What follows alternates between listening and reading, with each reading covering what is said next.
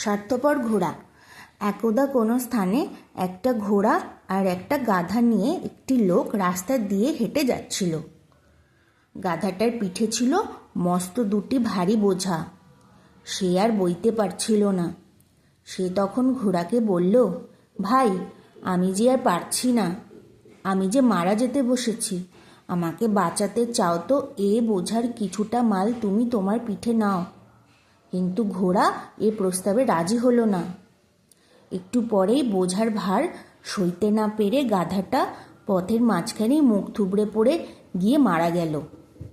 লোকটি তখন গাধা যে বোঝা বইছিল তা তো ঘোড়ার পিঠে চাপালোই, উপরন্ত মরা গাধার ছাল ছাড়িয়ে সেটাও ঘোড়ার পিঠে চাপালো। এরপর ভারের চোটে ঘোড়া কোকাতে কোকাতে করুণ সুরে বিলাপ করতে করতে বলল, আমার দুর্মতির জন্যে আজকে আমার এই দশা হলো। গাধার বোঝার খানিকটা আমি বইতে রাজি হইনি, তাই এখন তার পুরো বোঝা, এমনকি তার চামড়া পর্যন্ত আমাকে বইতে হচ্ছে।